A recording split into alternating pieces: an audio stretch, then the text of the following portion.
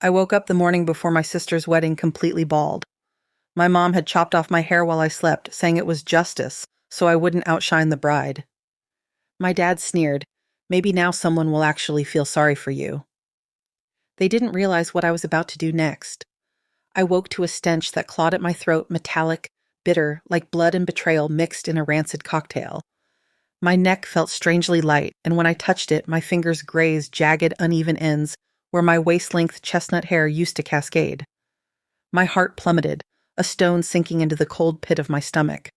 The mirror didn't spare me. My hair, my pride, the one thing I'd nurtured through years of neglect and hand-me-downs, was hacked off in cruel, uneven clumps. It looked like someone had taken a lawnmower to my scalp while I slept. For a moment, I thought I'd been robbed, violated in my own bed. But then I saw them, the craft scissors, my mother's, the ones she used to snip old receipts, lying neatly on my dresser. Next to them, a sticky note, its words like a slap. "You'll still look fine. Focus on your speech for Hannah's big day." I stood frozen, strands of my hair scattered on my pillow, like the remnants of a funeral. My hair wasn't just hair, it was years of care, of proving I could create something beautiful despite being the daughter they managed, not celebrated. Hannah's wedding was supposed to be my moment. Not to outshine her, but to stand tall in the navy silk dress I'd bought with my own salary, to deliver a speech that proved I was more than the shadow they'd cast me in. I'd imagined walking into that vineyard estate, head high, my hair catching the light, finally visible to the family and guests who'd ignored me for years. Instead, I looked like I'd lost a fight with a hedge trimmer. I stumbled into the kitchen, my bare feet cold against the linoleum. My father didn't even glance up from his cereal, the spoon clinking against the bowl like nothing had happened. "Oh, good. You're up," he said, his voice flat. "Less hair makes your face look less distracting anyway. The attention's not supposed to be on you." My mother sipped her coffee, her eyes flicking over me like I was a minor inconvenience. "It's Hannah's wedding," she added, her tone sharp. "Let her shine." Let her shine. As if I, by existing, was stealing her light. As if my presence in a nice dress was a threat to the sun itself. Let me paint you the picture of my place in this family. I was never the golden child that was Hannah, with her designer dresses, violin lessons, and a graduation trip to Paris. I got thrift store clothes and lectures about gratitude.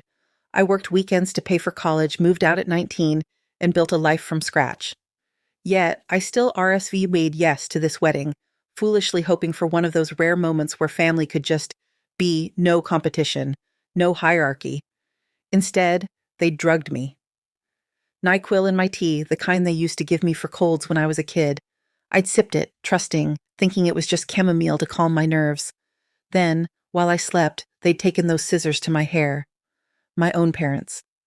My hands shook as I dialed Becca, my roommate. She arrived in a whirlwind, her sneakers squeaking on the floor.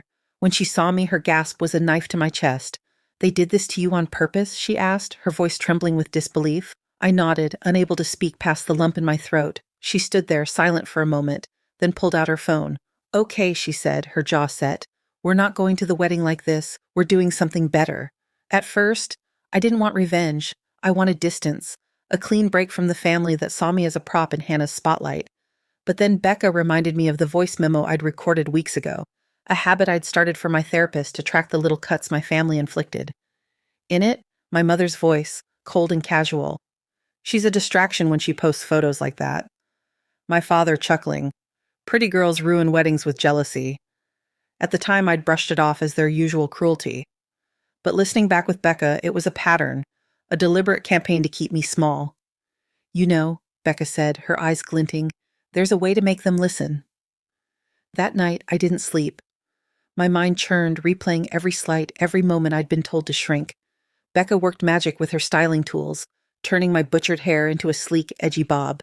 As she snipped the last uneven strand, she whispered, "You look like someone who's about to expose a family."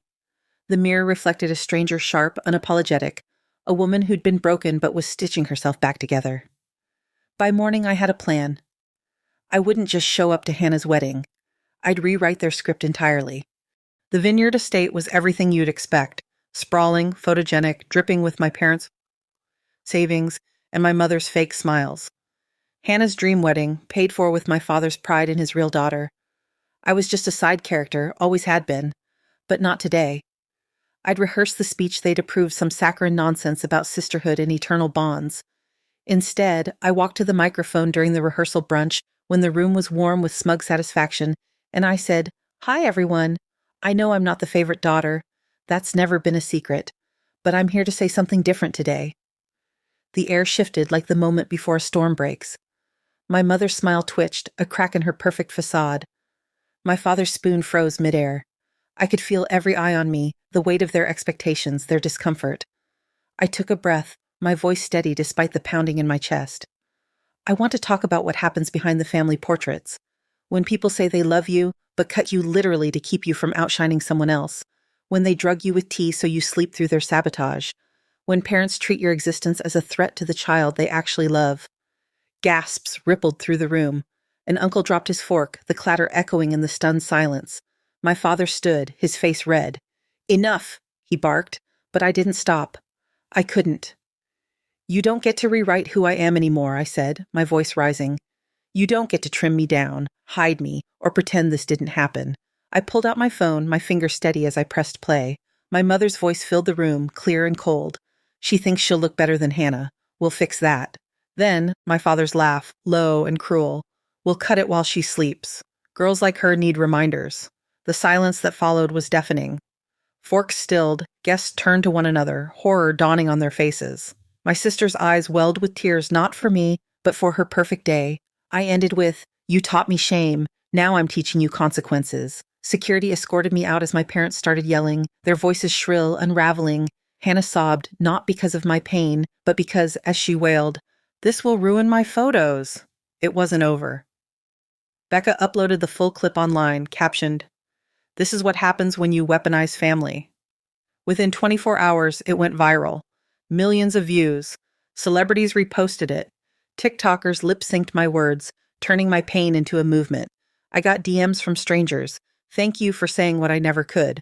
A week later, an email landed in my inbox from a wedding magazine editor. "Your story isn't just brave," she wrote. "It's something we want to feature. How about a photo shoot and an article called 'The Uninvited Sister Who Stole the Show'?" I said yes without hesitation. The photo shoot was everything they'd tried to steal from me. They styled my bob into something fierce, elegant, unapologetic. The gowns shimmered, louder than shame, each one a testament to the woman I was becoming. My makeup was flawless, my eyes bright with a fire I hadn't known I possessed. That was the beginning of my second chapter. 3 months passed. My family didn't reach out, not to apologize, not to explain. They didn't need to. The world had turned its eyes on them. My video became a cultural moment. Talk shows dissected it, bloggers analyzed every word, pretty privilege, sister rivalry, emotional abuse masked as tradition. I became the face of every daughter silenced for a shinier sibling. But I wasn't chasing fame. I wanted freedom, and I wanted to ensure they'd never silence another girl again. Then came an email from Cynthia Ray, CEO of a high-end fashion brand that specialized in rebranding pain into power. Her daughter had endured something similar. She offered me a job, not just as a model, but as creative director for a campaign called "You Can't Cut Power." Photo shoots, press tours, TEDx talk requests followed. I turned my pain into purpose. Meanwhile, back home, the fallout was predictable. The neighborhood turned cold. Wedding guests avoided my parents at the grocery store. The priest who officiated Hannah's ceremony preached about forgiveness, pointing the finger at her. Even Hannah's husband, Greg, who'd stayed silent during the scandal, left 6 weeks after the wedding. He'd found a box of printed Instagram comments Hannah had written under anonymous accounts, attacking me. She wasn't just complicit, she was obsessed. Now, she was alone. I wish I could say that felt like victory, but I was too busy building something untouchable. The real triumph came when Cynthia made an offer. "We're opening our first creative office in your hometown. Want to run it?" I laughed, disbelieving. "You're serious?" She nodded. "Imagine same town, but this time you're the one people want to impress." So I did it. We opened a sleek, sunlit office downtown on the street my parents used to drag me past to Hannah's piano recitals. A giant window decal read, "Power cannot be cut." At the open house, local press swarmed. Activists and survivors shared their stories, and even old high school classmates who'd once mocked my quietness begged for internships. Then, uninvited, my parents walked in. My mother hid behind oversized sunglasses. My father visibly aged to guilt, exposure, or just loss of control. They didn't recognize the woman at the front, poised, camera ready. "We're proud of you," my mother said, her voice soft, false. I smiled. "That's funny. You haven't been proud of me since I had braces." My father tried to laugh it off. "We all make mistakes. Families heal, right?" I walked to the front desk. "Would you like to leave a comment card? We take feedback seriously here." They blinked, stunned. "Otherwise," I continued, "I have a room full of people I actually respect waiting to hear me speak." As I turned away, they stood there, out of place in the space they'd once deemed me unworthy of. I didn't need to yell or shame them. The building, the people, the success that was louder than any insult. As they shuffled toward the glass doors, I called after them, my voice steady, sharp. "By the way, next time you try to cut down a daughter to elevate another, remember, scissors dull, but some girls sharpen." They never came back, and I never needed them to. They didn't define my beauty, my power, or my worth, not with scissors, not with silence, not ever again.